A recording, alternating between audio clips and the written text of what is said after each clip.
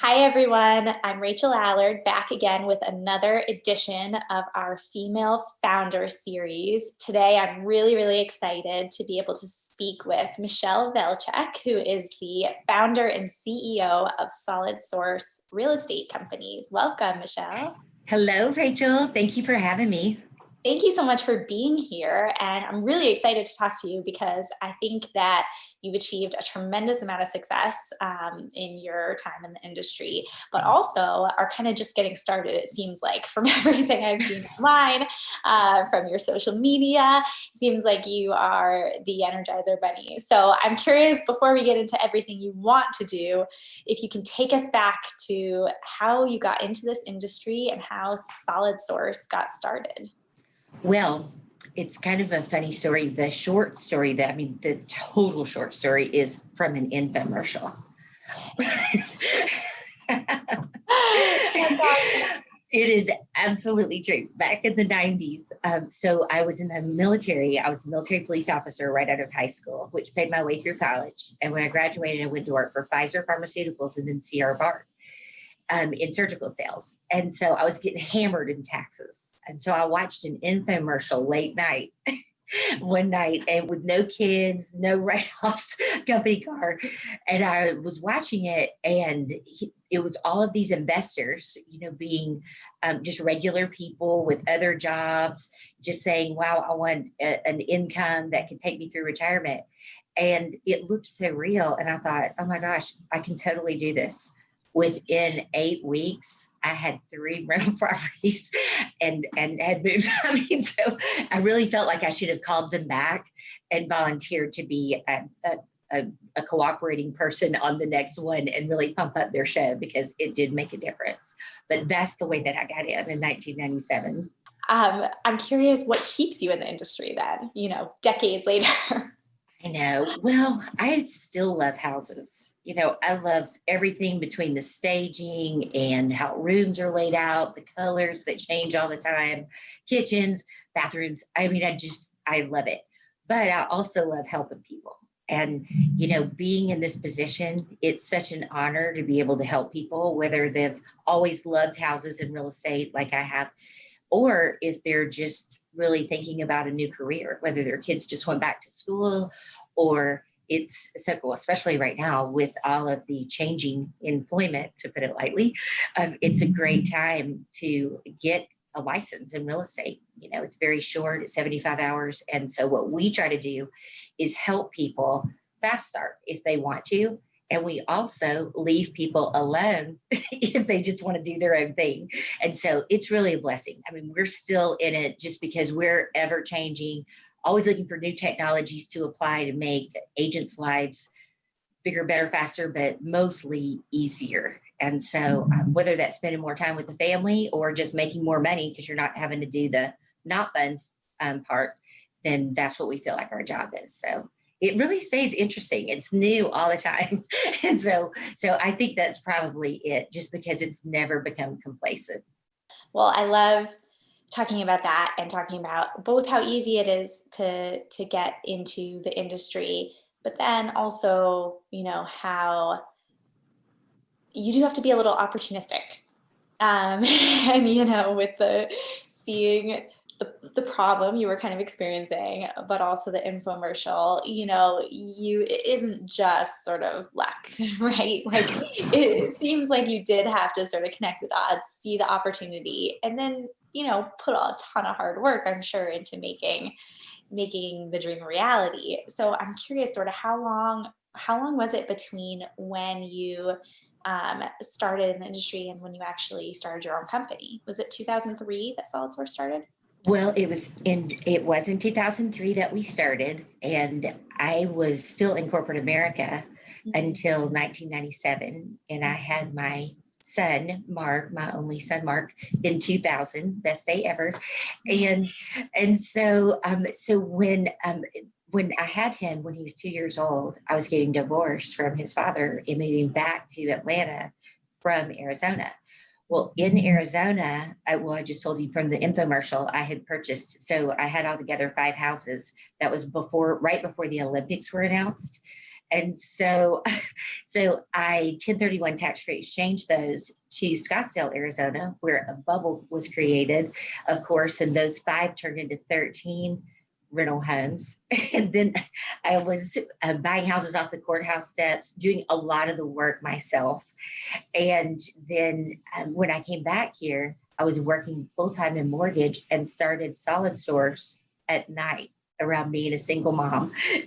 And so I actually stayed at my day job in mortgage for a year and a half until I had 50 agents to step out and just go for it. And so I think the best advice for entrepreneurs is don't quit your day job unless you absolutely have to, or you have an amazing app that you just know is going to blow everybody away, because, you know, being able to just keep that just in case is always a great way to be able to have the confidence that you need to take bigger risks.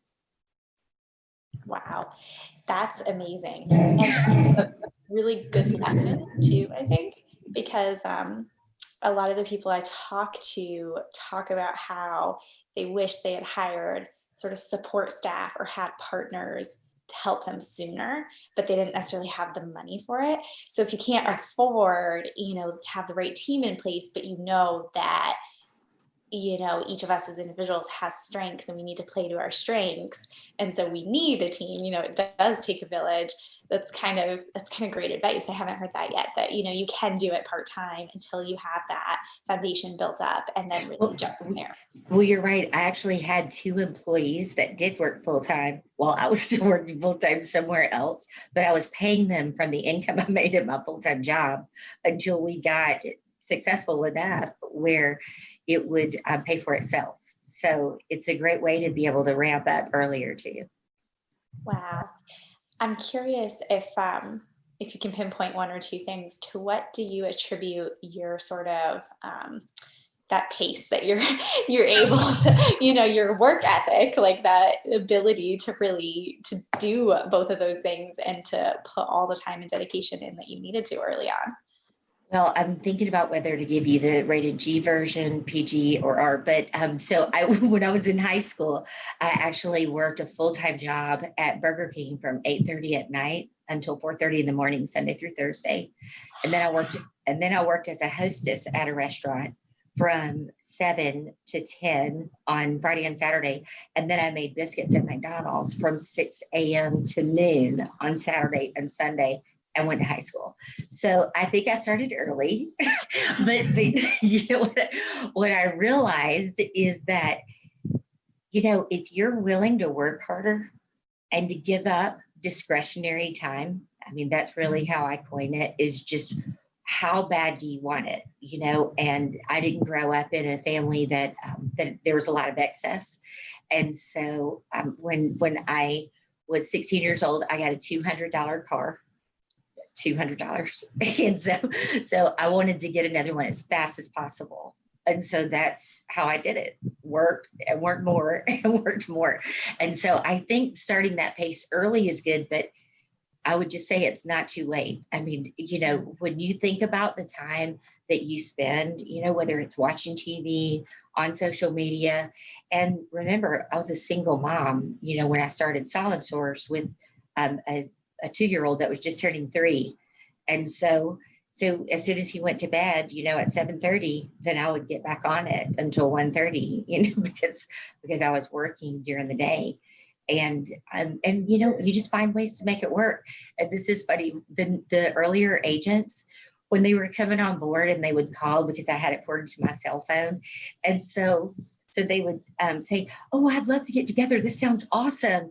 And so if I heard kids in the background, because I knew I had to, you know, I'd be picking my son up at 3, I'd say, "Well, do you want to meet at the McDonald's playground? I mean, bring your kids. It's okay." You know, because I'm thinking, and I'll bring mine. And so I can't tell you how many moms I met early on, you know, with our kids playing in the background. So it's, you know, it's a great opportunity, but it's just being flexible and not thinking you have to be something that you're not, you know, when you're serving people, and that's really your focus, then you're always thinking about how can I make this better for you, easier for you, you know, and that's really where most of our new ideas come from. That's amazing. When you said the 7:30 bedtime, I was thinking, yeah, how many times have I thought, can I bump my 3-year-old's bedtime up to 5 so I get that extra hour? Do I think she'd actually sleep? I know. That's awesome. A lot of sugar, it goes up and then crashes. Ooh, yeah, good idea. Well, and so you mentioned, obviously the current situation has led to some people changing employment, and other things going on. And one of the other, outcomes of the pandemic that we're in now is the changes in how we can all interact. So I'm curious if you can talk about how your business has changed this year, or not, if you were doing things virtually, beforehand, and how you're staying in touch with your agents and also them with their customers. So you in technology are going to love this answer. So early on, so in 2006, when we became paperless, we were named the first paperless real estate office in the country. We wrote a software program that would allow agents to, well, and I'll tell you how it happened. I'm so nerdy, and I read the real estate law and updates literally every single year. And so anyway, so one year the law changed, and it said, instead, it had always said that brokers had to keep an original copy, a blue pen copy actually, on file, and it said, or digital. Girl, I had 5 software companies being interviewed the following week. I'm like, digital? This is going to change everything. That means agents wouldn't have to drive to an office across town, and so we got on it, and about a little over a year later, we put out the first paperless office. So I say all of that to say that we've been paperless and virtual for a long time, and even in 2014, we created a platform that allows clients to deposit earnest money online. So it's encrypted. And so the agents don't have to drive to the office with the check, go with the client to pick it up after the contract is accepted. So, and our CE has been available online. Our continuing education has been online, and we stream it to our 6 offices around the city. And so we've been online like this really since 2006. And the last piece was 2014 for the earnest money. And so it is funny, some of the calls that I've done with other large brokers in the city, they're like, we all wish we were you right now, Michele, because they've been scrambling with their office, because it's not really something that's easy to pivot if you've never done this online, to try to hurry up and catch up when agents have been required to come to the office for so long. And so for us, Rachel, the day that Fulton County announced that school was out, we went home that afternoon. My staff went home that afternoon, and we didn't come back for 6.5 weeks. I mean, of course, we were working from home, but our phone systems go through our computers and our cell phones. It was invisible that we weren't here. And so it's really been a blessing. I mean, it's been a blessing. And so many agents that thought, I'm not sure if I really would like the virtual environment. Maybe I like going to my office all the time. Well, now they're not going to their office all the time anyway. And with our commission plan, most traditional brokers will charge a 60-40 split-ish, maybe 70-30. When agents close, the broker keeps 30% of the commission. And at Solid Source, we only charge $300, and you get to keep the rest, no matter how much it is. So, wow. So why are you paying more now? So for us, it's been a big growth spurt. So we're very thankful for that. And we've just been very grateful, because our agents have been so thankful, because they've got friends, of course, at other companies that have just really struggled, trying to make all of this work. So we are just thankful that we were doing it anyway. And we're thankful for our growth, during this period. Wow, that's awesome. I mean, that 2006, I think, is what you told me, just Right. everyone who's watching this, is when you first went digital, and then 2014 is when you kind of finished. I mean, that's amazing. That's amazing foresight. I'm kind of curious. I mean, again, going back to sort of, some things are opportunistic, some things are done out of sheer grit. I mean, you also have to be incredibly smart to see the word digital and think like, that's going to be the future. So, I mean, how do you stay current? How do you as Michele keep being innovative and on the edge and sort of leaning into what the next biggest thing could be? The information that I'm the most interested in is logic and statistics. And so, it's really, I think a lot of times when people, whether you're in the real estate industry or any industry, sometimes we can get very narrow minded and we're reading things only in our lane that have to do with our industry, and even looking at competitors and what they're doing. And that's just not what we've ever done. And so, for me, when I would be online and see something awesome, like a new website or something that was very intuitive and easy to use, my immediate thought is, oh my gosh, how could I roll that into what we're doing? Because the agents would love this. This was so easy. And so I would usually think about what are the redundant tasks that agents have to do that we can replace and where they would not have to do it. And so it was big, and that's where, what we rolled out this year, Rachel, is we automated social media for the agents. So every day in their email, every business day, they get a very stunning professional post, that's branded with our logo, but they can put their personal information in. But all they literally have to do is just add to Instagram, add to Facebook. And then there's 2 articles. One is a feel-good article. One is a tech article that is perfect for LinkedIn or blog or anything else that they want to put it on.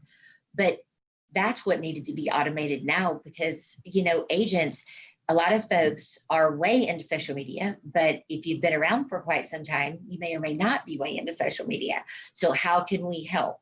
And so that's what we just rolled out a few months ago, which we're so thankful for, and the agents love it. But it's really just making it easier for them to participate in social media without having to come up with this stunning, images, sayings, encouragement, and even current data to deliver to their clients. I love that. That's awesome. And just the, seeing the problem, being an entrepreneur who, entrepreneurship is solving a problem, and, but also keeping your agent front and center.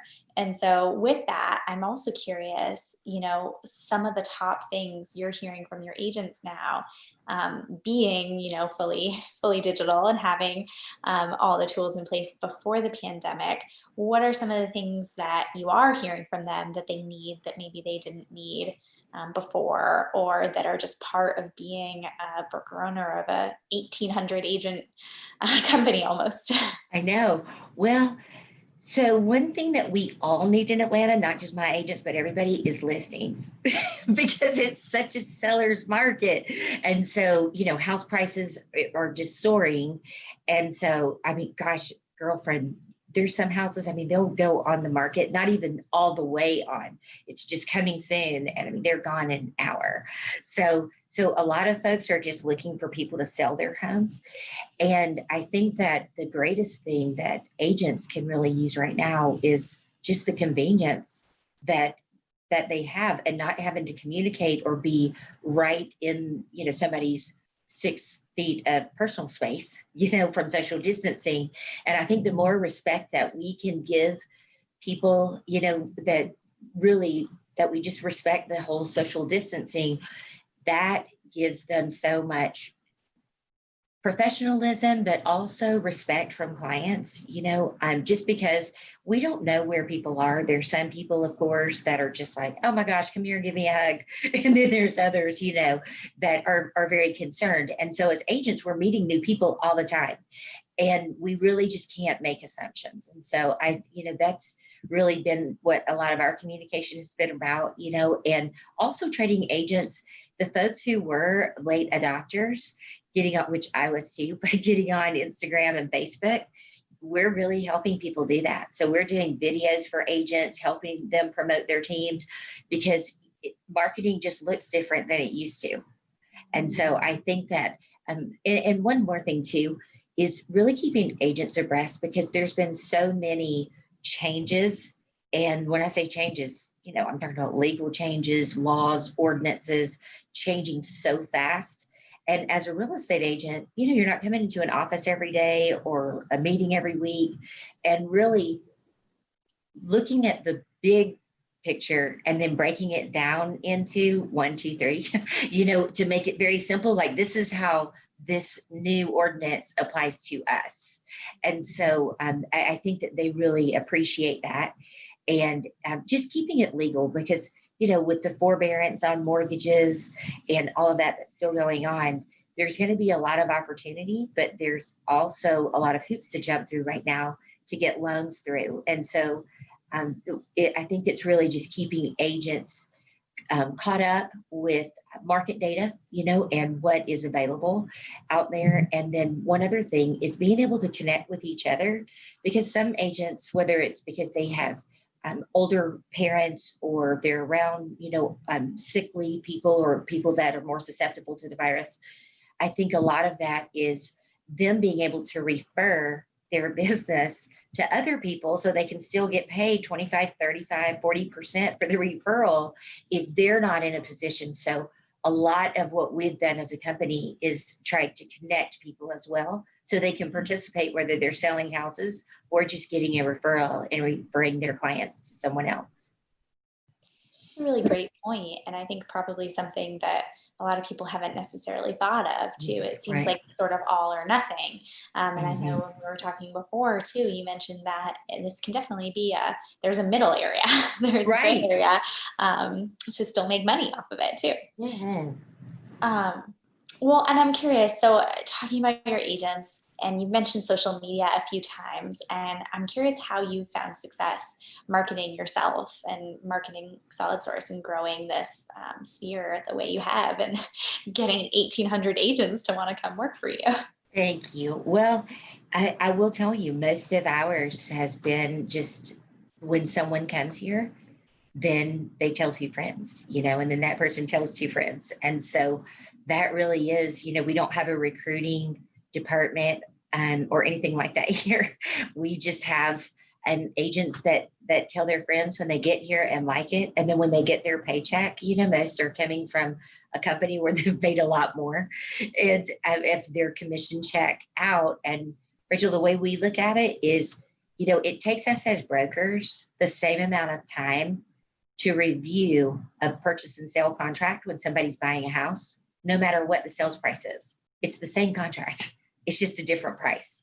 And so we opened with the same philosophy that we have today. It's just, how could we charge more when it takes us the same amount of time to review the contract? And so even though that's very logical and it makes sense, and it did take, quite a few agents to make it break even, 50 for me to leave my day job, but it is completely fair. And so I think sometimes people feel like there's got to be a catch. And then they get here and they see it's not.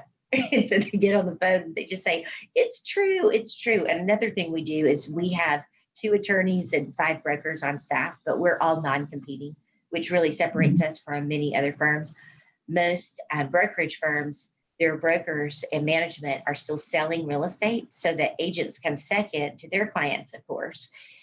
And, they may have to wait for people to call back or whatnot, but all of our staff is full-time and we're non-competing. So the only homes we sell is our own or maybe our mom's, but we're completely focused on growing the agent's business. And so I love that about us. And I really think, like when you said, how do you find these new things? We are all such nerds here.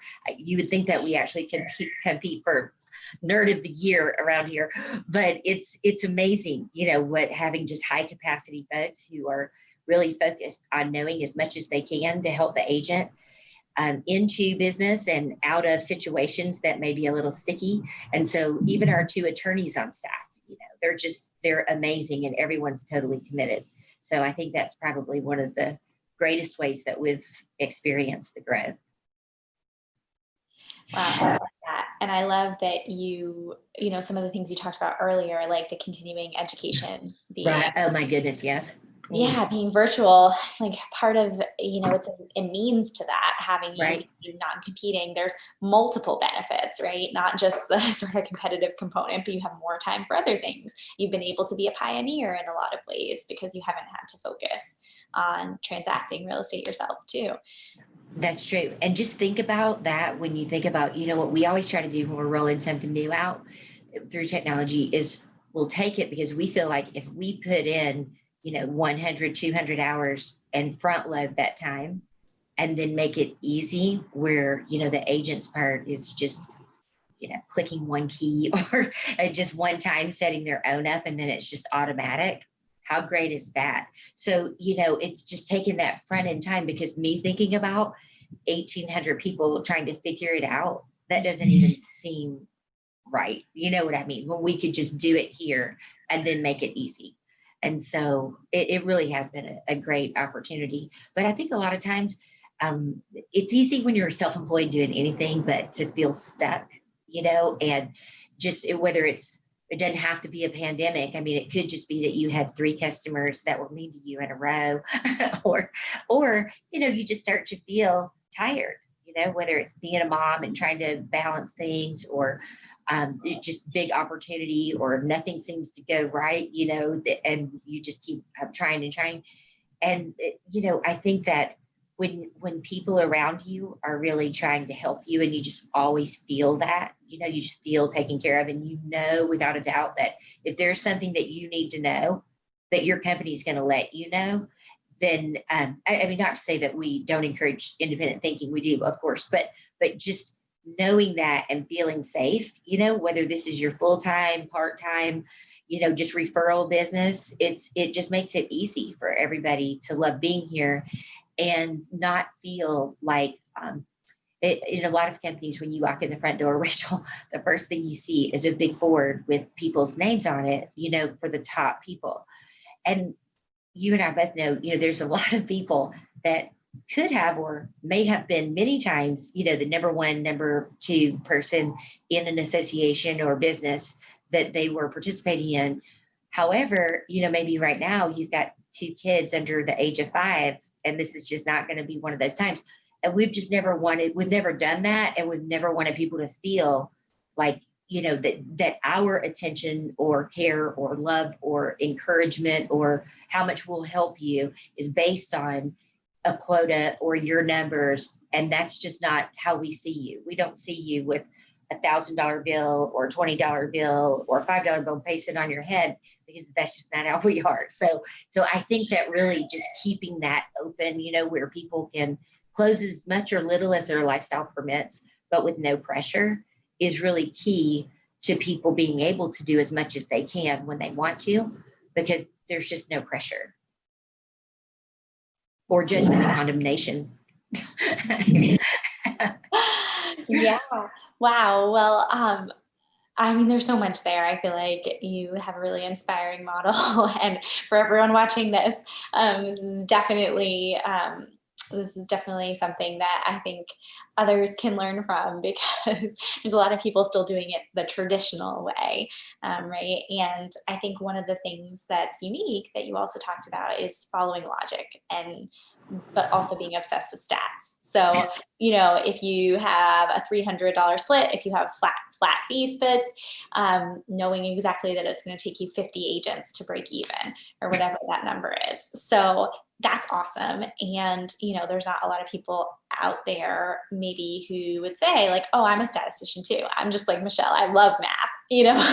A lot of broker owners aren't necessarily as analytical. So I'm curious, what are the other things that you're also tracking? Because I'm guessing there are a ton, instead of agent productivity, instead of sort of your leaderboard, and instead of, the sort of more traditional broker metrics. I feel like what do you look at to define success? How do you know you're on the right track? And do you set goals, or do you just track the numbers and kind of work off of them? It's really not as much numbers as knowing that we're doing the best that we can. And for me personally, that I'm doing the best that I can. And there's some people that really do like to keep stats with other people, to see how they're doing. But do you know that we've never done that? I mean, we will have been open. It's 17 and a half years right now. We've been debt-free since we opened. And, I think that when you're debt-free, even in the middle of the 2009, 10, and 11 crash, when the market just fell out, But when you're debt free, you don't freak out like the other brokerages, because you don't, I mean, of our 6 offices, I own 4 of the buildings. And so it's just, when you don't put yourself in that position of pressure, it lets you stay in creative space. And I think that when you're always thinking about not what is somebody else doing that I can copy, but what are other people doing outside the real estate industry? And when I say other people, I'm talking about consumers. So when you say, what do I read and how do I decide? I mean, it's consumer behavior. For instance, we upgraded, we did an update on the system twice from 2006 through 3 years ago. And then, Rachel, I threw it out and started over. Do you know why? Because it became so obvious to me, and I was appalled. And this is when it happened. I was in my car and it was a banker, and they told me I was going to have to print something and sign it and send it back. And I just said, are you kidding me right now? I mean, just why would you have to print something to sign it? And I mean, it just hit me, like I said, I thought, even though, I mean, we've been digital for years and signing contracts and everything, but I thought, why would agents ever need to print or type? Why would they have to type? And then I thought, how could they not have to type? I thought, oh my gosh, it's because we could do an IDX feed into a system, which other people do. I mean, I haven't seen it with anyone else. And that way the agent would not have to type anything in at all. They would never have to print or send in one piece of paper ever. Even their commission report, everything would be automatic. It took about 1.5 years, and then we released it, but it changed everything. But I just wanted it to be so Apple, so simple and just full of intuitiveness, so I insisted on not needing instructions, just like when you open an iPhone. And so I only wanted one word. So there were 3 steps in one word. And so, when it says add, connect, submit, those are your 3 words. Those are the instructions for our system. So but it's so wonderful because nobody has to even have a keyboard to be able to transact real estate now at Solid Source. And so I know it sounds like, well, surely you want to know about the numbers. You know what I can tell you? When you're doing your best, and you're really getting ahead of things that no one else is even thinking about right now. They don't even know it's a problem because it wasn't a problem until now we have it. And they don't. And so, if you're really just thinking about how to serve people, as opposed to, how to keep up with the Joneses, or, what number you're going to be this month, I think the way to stay ahead of it is to stay ahead of consumer behavior. We do provide a lot of information. If I were to tell you numbers that I look at, it's things like the government right now, just with all of the forbearance, like folks not having to pay for their mortgage payments, landlords cannot evict tenants. So all of that, of course, is real estate related and will impact our agents and the way that they do business. So those are some of the upcoming classes that we're teaching on investing opportunities, but really just covering it with this new lens in the economy and surroundings that we're in today, and what will likely happen or not. But either way, it will be different than what we've had in the past.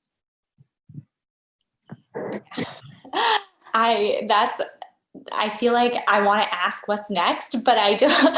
I think you've already done everything. I don't know if there's anything that is next. Girl, there's plenty left. There's plenty left. All right. So what do the next couple of years look like for you in Solid Source? Well, you know what? We are, I will say real estate usually runs in cycles. And so we've been on the good 7-year cycle. And so right now, we are teetering, and when we are no longer being supported, by stimulus or printed money being given out, then we may hit that pretty fast. And so from the experience and what I'd learned in 2008, 9, 10, 11, when it was just devastating to agents, so much of what we can do is just to get agents with the mindset of even how to communicate with people who are losing their homes, and being able to connect with those folks and have programs. A lot of times it's easy to work with even ministries and opportunities for those folks because, it's devastating, but when the government's giving out free money, you certainly understand why people, are being put in this situation. But then when it's all due and things change and they do have to pay their mortgage or pay their rent, a lot could change really fast. So I think really trying to help people on the inside, not just the sale of real estate, I think that that's one thing that we can do to serve our community. And we continue to do a lot. Solid Source has been very involved with missions. You can see some of the crazy, awesome stuff. When you say, why do I still do that? That's a big reason too. But just being involved in truly the people who cannot provide for themselves and do not have opportunity, like in the remote villages, in Kenya or Uganda or Somalia. And it's a great opportunity to give back to. So I think really just helping agents prepare on what this new sales cycle will look like, because at least now we have experience because of that devastating time, a decade ago. And so we're definitely using that and just helping people prepare mentally for what could be next. Because if you're not used to working with investors or you're not used to working with tenants, you may be getting a new exposure to that, coming up in the next few years. And so why not practice now and at least get the lingo down and understand how to move forward to capitalize on all the opportunity that'll be out there. Yeah, I think that's great advice. And I mean, hopefully we don't continue for very long down this current state of the country and world that we're in. But I am happy that you mentioned your work with other communities and around the world with your missions. And, would love if you could talk for a couple of minutes about how you feel that, what value and what place you feel that plays in your role, giving back the way you do. Well, I love giving, and the people who were born that way, it's a blessing and a curse sometimes, but it's really harder not to give than it is to give. But what happens as success grows is I really think that God will lay on your heart, the things to be involved in and the things not to be involved in. And when we got involved in Africa, it was 2008 was the first time. And it's so funny because when I found God, it was later in life at 23 years old. And Rachel, I always thought, but if I do that, what if he asked me to go to Africa or something? And now I go like every year, but there's, it's so much, when you're around people who truly don't have, and you see how happy they are. We're way involved in water, especially water, providing clean water, because these folks are walking, 5 miles each way to get water that they need every day. And then it's still not clean water. Schools are another thing that we do. And then we do a lot of emergency relief. Some of it is very urgent for even like underground places that people, when they're in wartime situations, like women and children and babies, we've done not huge orphanages, but just like safe houses in a lot of different areas throughout the years. But we're so excited. We work with Bob Goff, and he's amazing. And we've worked with the 410 Bridge and Champions United. And, I think the real blessing is being with people and ministries that they know how you are and you know how they are, and there's just no fluff on it, because we just cannot get involved with high administrative costs. And when I say high, I'm talking about over 5%. I mean, that is not, we always feel like our part, because we're way involved, is to do the big thing, like get the well in the ground and then ask for monthly support from churches or wherever else you're going to get it. But we try to just take on the big projects to try to push, these folks forward. And gosh, now that it's been so long, it's amazing, truly. I mean, when you go there, it's not that it really, helps Solid Source if you were to just put it in black and white in writing or, put it on a scale. But do I think that God blesses our socks off because of it? Yes. When people ask me, how do you think this happened to you? Like, why you, and this is my truthful answer is I just always think that God chose me because he knew what I was going to do with the money. and so it's super exciting, but being able to just have a front row seat to some of the changes that makes in hundreds of thousands of people's lives all over the world and in the United States. I mean, we're about to jump in with the hurricanes that just hit, so we try to do everything that we can. Every Thanksgiving, we actually ask all agents around the city, not just our own, but if they'd like to nominate a family for Thanksgiving to receive a full meal. And we usually wind up taking, over 100 every year, but it's a full Thanksgiving dinner, and it's not a drawing. It's for people that wouldn't have it if we don't bring it.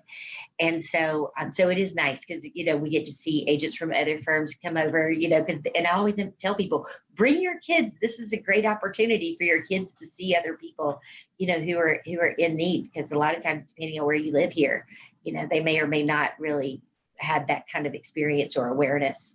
So it's a great family affair. That's amazing. I think you're just such a role model and example. And I'm glad you mentioned kids, because I think one of the things when I get to speak with women who've started their own real estate brokerages and who are in the business, oftentimes mentorship is really important to them, and being that example and really leading that way, and also not expecting anything in return. Necessarily. And so really that true selflessness, and it's not just women, but I think you definitely see it with a lot of female founders. So I'm curious, before we sort of let you go, instead of keeping you on another Zoom meeting for many, many hours, if, you've given a lot of wisdom and a lot of advice to women who might be looking at starting their own company or coming into the industry, I'm curious if you were to look back, at your younger self, you mentioned some things already, or at, the next Michele Velcheck, what would you say to her now? Well, this is it. What I would definitely say, I would say read more, because I read a lot of nonfiction, of course. And sometimes when you know that you have maybe a year before your smallest child's going to go to kindergarten or whatever is going to put you back into the marketplace, or into the marketplace for the first time, a lot of times you go, yeah, I can't wait. I'm going to start preparing when it gets closer to time. Really, even like we do at Christmas, right? I've got plenty of time, but really, and then there's Christmas Eve. So I would just say start early. If you don't have Outlook, I mean, I know this is so basic, but I always like to give some takeaway and use advice. If you don't have Outlook, it's so great. Just push the help, in the toolbar.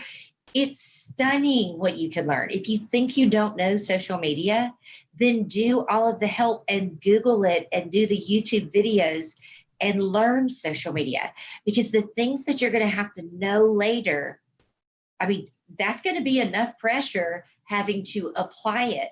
So I just believe that, if we're not growing and learning, I really think that can cause a host of things, weight gain, isolation. It allows us to start hanging out, binge watching TV, which there's nothing wrong with that, on the right series, right? Like, Mrs. Maisel, but it's, when you just think about what you could be doing, if you were doing show after show after show, like if you're working 5 TV show, binges, you've got to let go of some of those and start reading, and start researching. It doesn't have to just be reading a book, but listen to it. If you don't have Audible, definitely get that.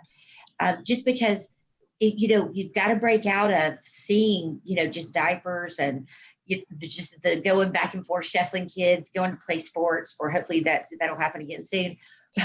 But sometimes it's so easy to get overwhelmed. You've got to make time for yourself. And the other thing I would say that I failed miserably at, that I would totally tell the younger me, and I'm telling the older me this, self-care is not selfish. It is not selfish, and it is required. And if you don't do it, because I did not do it, I was working a full-time job, starting a company, single mom. When you don't do it, you will suffer, and you don't know how it's going to come out. And for me, it was never, like a nasty attitude or anything. It was just I never took care of myself. And you don't realize the erosion that has on your self-esteem. And that is what will impact you when you get to the starting line and get ready to go. So there's my terrible failure. It was, I totally, I mean, I wish I had told my younger self that. But if you do that, and when I say that, I'm talking about even just exercising, just doing push-ups and sit-ups in the floor, getting your nails done. But even if you don't want to spend money, there's plenty of things we can do that don't cost anything, like learning, just taking your private time to just read a book or learn something. I feel great when I learn something. I feel good. I feel smart. I feel accomplished. It makes me want to do push-ups or sit-ups. I mean, it just, because you just feel fired up, but what we don't realize is what that's doing to our self-esteem, because our self-esteem didn't get bad overnight, and it's not going to get better overnight once we get it there. And so that would be my big takeaway for today. I think there is only one mode for you, Michele. It sounds like fired up is the way you are all the time. So I want to thank you again for joining us today. For everyone, as a reminder, this is Michele Velcheck, the CEO, founder of Solid Source Real Estate Companies, a veteran-owned top real estate firm in Atlanta and the entire state of Georgia with almost 1,800 agents. Thank you so much for being here. Established. Rachel, thank you for having me. And just thank you for the whole series and just your voice of encouragement, because people need it now. They really always need it, but we just have time and we're focused. So I know you're changing a lot of lives, and I appreciate you. I appreciate you too. Thank you, Michele. Thank you, Rachel.